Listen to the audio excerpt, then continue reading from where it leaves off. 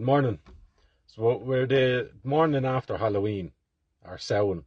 It's my favourite time of year.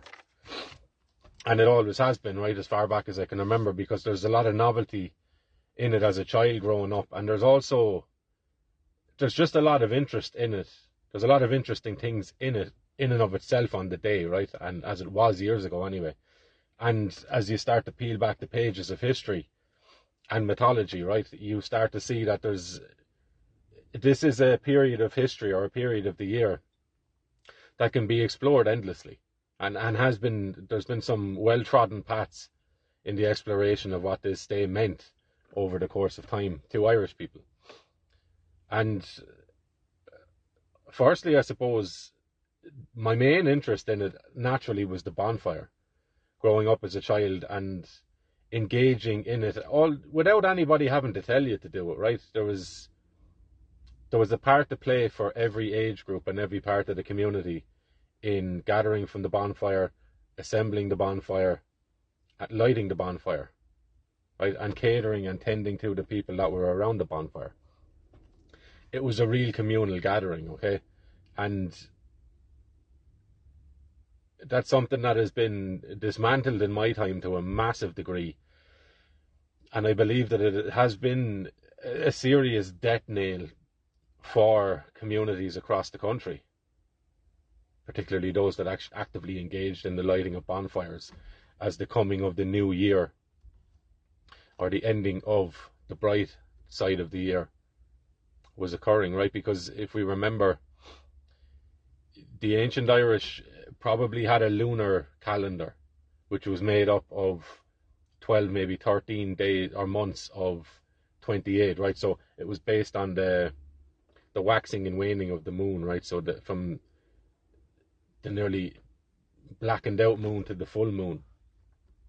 That's what it was based on, right? That was an obvious marker in the sky for the telling of time and the counting of days. And Samhain would have been celebrated at the full moon closest to this time, right? Not necessarily on the 31st of October every year. The old Irish calendar and ways of looking at things, because it was based on cycles of nature, right? They weren't nailed down to specific days, right? They were based on the cycles of objects, the cycles of time that could be seen, right? So Newgrange had the sun rising on the winter solstice, penetrating the passage tomb. Samhain then was based on the full moon around this time, right, where the dark side of the year began. And what's also worthy of note is that the ancient Irish based their days as beginning in the evening time, right? So that once it was dark, that darkness brought the start of a new day. And it kind of makes sense to a degree, because if you look at life, according to this perspective, it begins in darkness. It begins in the womb. And what is the child in the womb but surrounded by darkness, right? And then it is birthed into the light. But life begins in the womb. Life begins in the belly of the Newgrange, right? It begins there. It's penetrated by the light, by the sun of the winter solstice. It impregnates it then. And then over 9-10 months period of gestation later, right, you have the birth of the new year, right? The end of the harvest, the start of a new cycle of growth, death, decay, growth, harvest. And this period of time was celebrated with the lighting of fires. Why? For a number of reasons. Because as darkness begins to envelop the country, and frost and death and decay starts to permeate the land, the fire is nearly a Promethean fire. It's nearly a declaration against the darkness of nature, that we are here and we will persevere throughout this darkness, and we will do so by coming together and lighting a fire, right? And what's also lovely about it is there was a communal gathering, or if you want, a kind of national, semi-national gathering at Tara, right, where these fires would be lit, the main fires. And it was said that each tribe would take their fire from this main central fire in Ireland, and each tribe would light their tribe fire from this every year. And nobody was allowed to light the first fire, only the Druid and the High King. Right, and it was from this central location that light and heat and warmth and food, essentially cooking, was given to all of the tribes of Ireland. Right, so everybody partook in this festival and were requested to do so. Now, the French historian, Celtic scholar, if you will, right, John Marcal, he offered a very interesting piece of information around Samhain, and he suggested that the reciting of ancestral lineages, bloodlines, tribal roots would have been done at Samhain. And the only way of having your lineage accepted was if your neighbouring tribes and extended cousin network, right, and the neighbouring tribes were in agreement with your lineage too, as you needed to be with theirs, right? So there was no bluffing. Everybody understood year by year. It was agreed upon, it was accepted, maybe debated at times, where each tribe's lineage was from. Who were your ancestors? Do we have anything like that at the moment? I would suggest not. Okay. There was also the suggestion by Marcal as well that the Irish mythologies would have been acted out at Samhain. Acted out, I suppose, in the shade, the shadow, and the illumination of these central fires, right? And what are stories but the shaping of perspective for a people?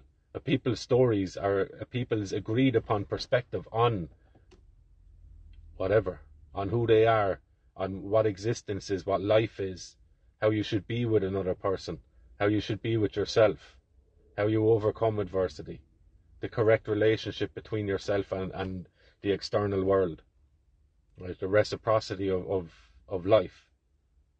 That's what these stories were, and they became myths, or they were written as myths, right? They're not supposed to be taken literally.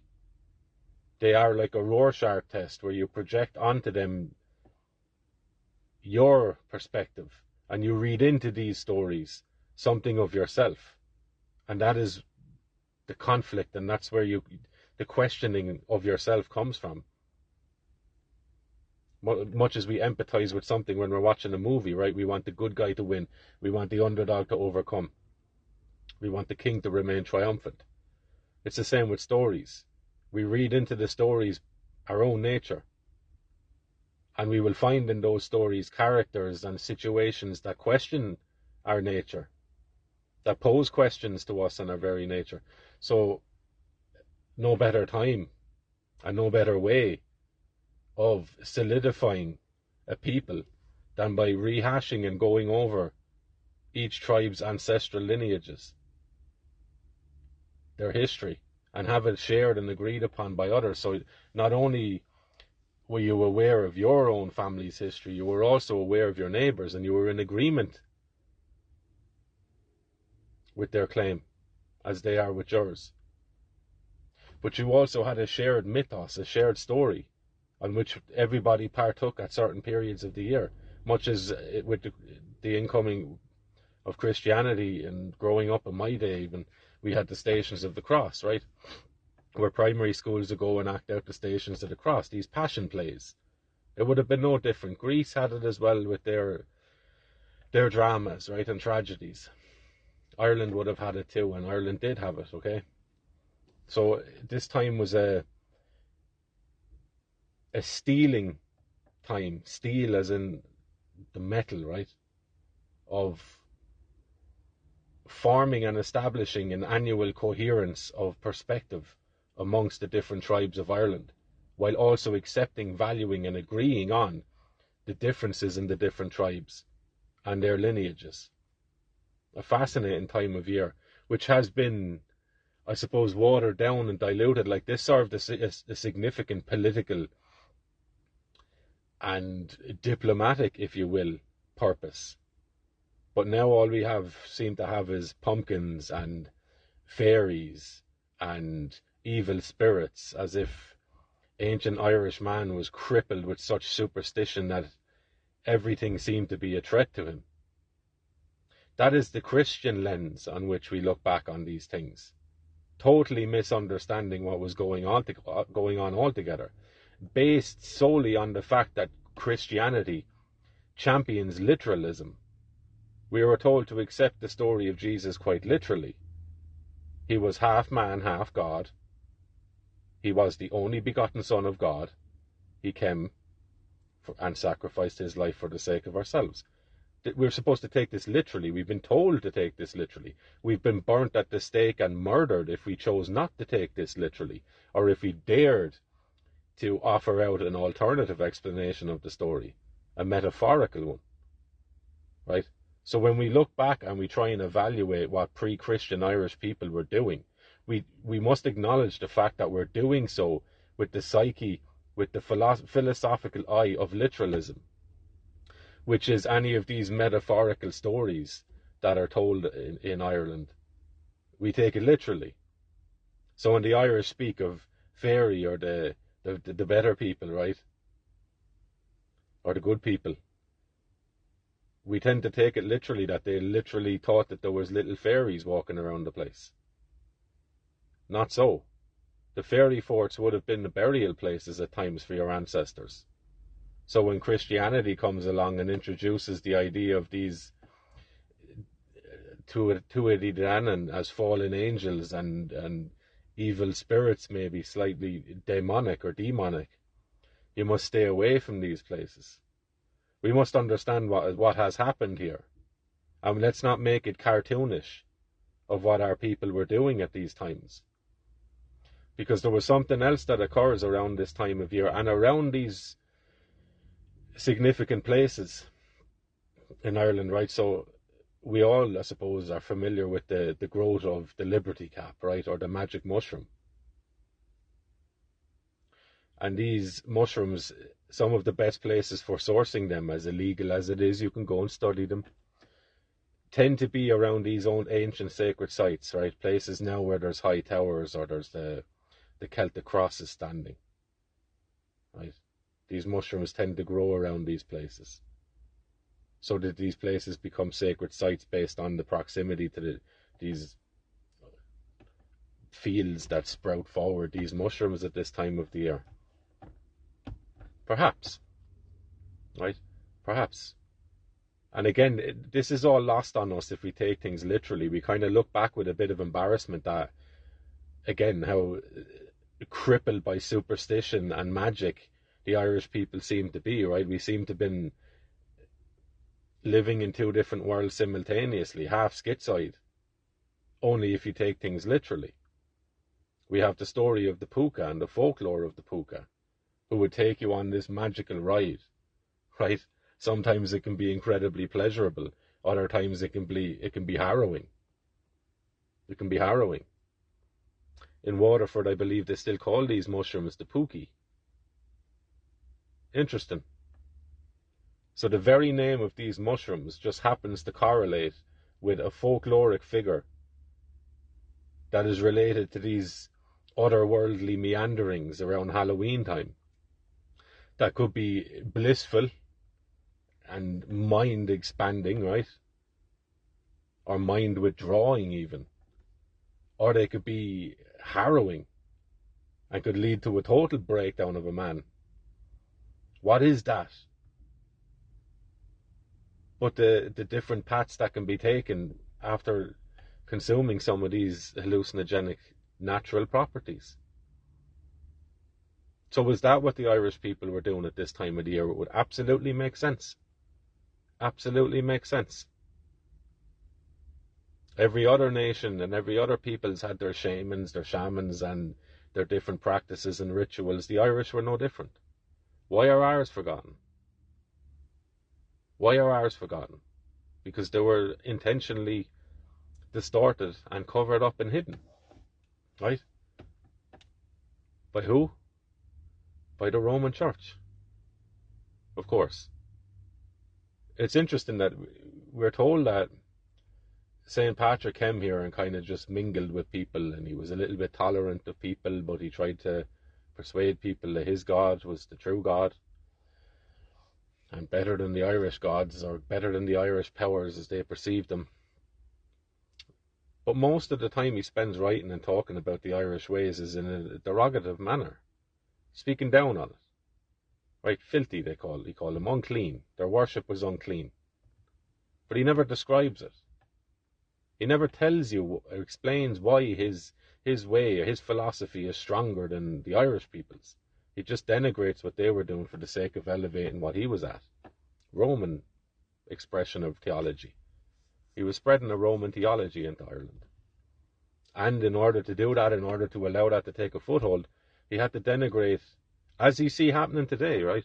In order to allow the dominance of an invading force, you have to denigrate and destroy the confidence in the native peoples. And it was no different at this time. So anything that was held sacred or held significance for the Irish people is denigrated to the realm of myth and fairy tale and childish naivety and superstition, when it was anything but. It was a robust way of tending to the complex and dynamic psyche of the Irish people, where we held ourselves to be individuals, tribal, but also a nation of tribes living together. And there was a particular way that they held that together. One of them was the bonfire at Samhain and all its adjacent exercises, which I would imagine there was absolutely rituals and rites of passage that occurred at that time. Perhaps not for everyone, right? We understand that pre-Christian Ireland had their own form of baptism, even into the Christian period, right? While Rome was trying to advance into Ireland and dominate with their theology, Irish theology and rites of passage persisted.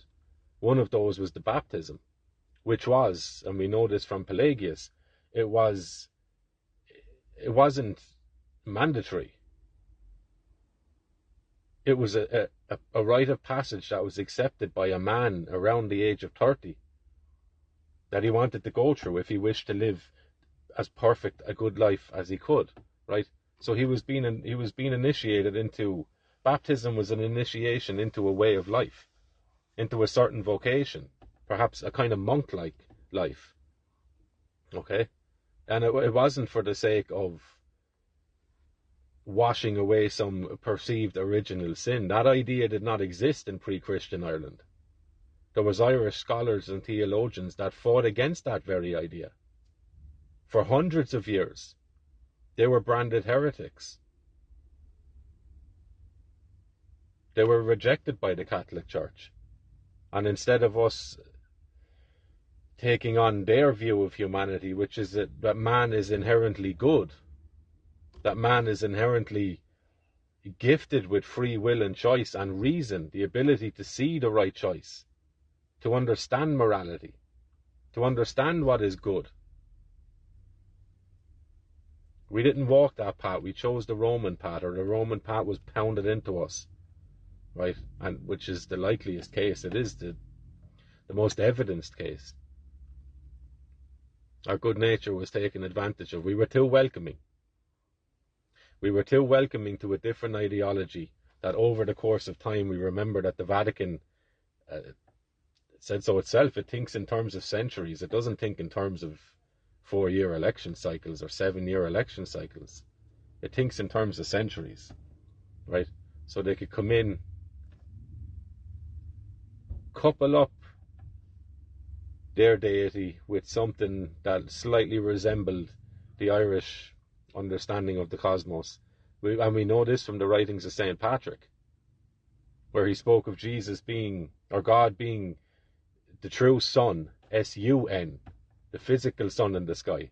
He was saying that his God was the power behind the physical sun, whereas the Irish people venerated the physical sun, because we see it grow, we see it rise every day, we feel it, We didn't seem to be too interested in whether there's an invisible force behind it or not, right? We probably would have captured that in the word nyart, powers, just as the Egyptians called them netters, nyart, netter. There's a similarity there, and they were describing natural powers, right? But it was enough for us that the physical sun was there, and that the physical sun brought warmth, and as the physical sun began to die around the time of Samhain, the days become shorter, right? The darkness appears to be swallowing the light. The sun is persecuted. The power, the judge in the sky, right, is persecuted. It's condemned to death. It's fallen. It's not rising as high in the sky as it once wasn't during the summer. It's beginning to fall. Carrying the cross, it falls, right? To be crucified and to rise again after the winter solstice, right? Christmas. The new sun is born, and it will rise again. A very Irish story, an Irish understanding, and we know that the Irish were incredibly interested in the sun and this behaviour of the sun across the year because of Newgrange, at least 5,500 years old. But it was built to capture the moment when the sun began to rise again. The new sun of the year was born. The sun was reborn. Fascinating story. And you can see how easy it is to come and map the Jesus story onto that. You're talking about the very same thing. You're talking about the very same thing. But there's a sleight of hand, right? It's not, according to St. Patrick, it is ignore your senses. It's not enough for you to see the sun. The real power is the thing behind the sun that we cannot see, but only I can tell you about. That's deception. Understand that when you see that. That is deception. That is something coming along telling you to not trust your senses, to trust this man instead. That's deception. That's myth-making. That's how religions are born. And that's propaganda. That's how it's fed into a system that it tries to blend itself into. And then when it takes roots and it blossoms, poison is the blossom. Understand that when you see that, and understand that when you're reading back or hearing things about a pre-Christian Irish celebration or festival, you're looking back through the filter of the very thing that tried to eradicate it. So be careful when you're reading back on it. My main point on the bonfires, however, is it was a community gathering. Children of all ages had a role to play at that time. The younger kids would go around to their neighbours and see if they had anything to add to the bonfire. They would clear out the sheds and the gardens of the neighbours. Things were recycled, right? Things were given a purpose. Trash was now central to a gathering of the community. How beautiful is that, right? The very natural occurrence, the renewal of the year, happens in the very interaction between a child and a neighbour. When they take a bag of garbage or a broken pallet or a broken chair, they're taking scraps and trash from somebody to give the fire life. There is no death. There is no finality in that way of thinking, right? The older kids would collect tires. They would drag the trees from the fields that the older kids, again, maybe the younger adults, would be cutting down from the woods. Then the adults would help stack the fire. And look, there was somebody given the honour of lighting the fire. The whole community would gather. A beautiful evening. A lovely evening. And that was taken away. And over the years, I've seen bonfires wane, interest maybe wane, and even the celebratory aspect of it, the fireworks and that sort of thing, masks, outfits, wane. And I've seen this, a couple of people are sharing stories and videos of, and talking about the fact that there seemed to have been a lot more fireworks being let off last night than usual in comparison to other years. right? And I've noticed that myself last night. It was ferocious.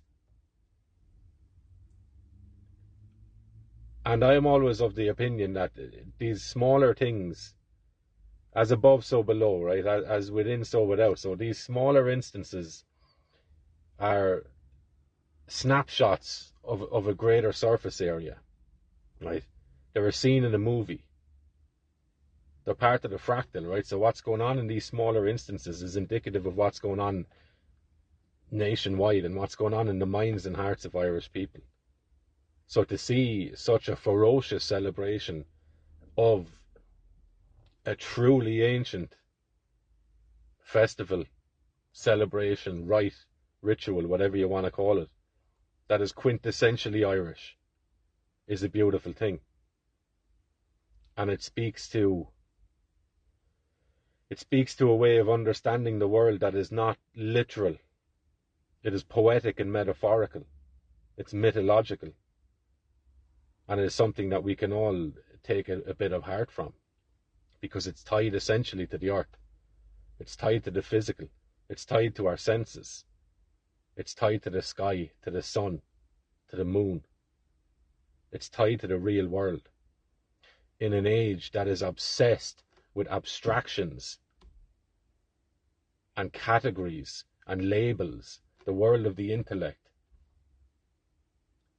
The mind, your intelligence, is the one faculty that will tie you in knots quicker than anything else, because it's incredibly hard to understand where your thoughts come from.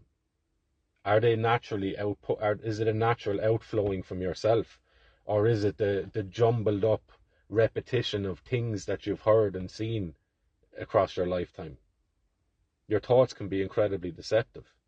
So when we place so much emphasis on categories, intellectual categories and concepts and abstractions, it becomes far easier to be severed from reality itself and the meaning-making relationship between fire, winter, people, celebrations, courage,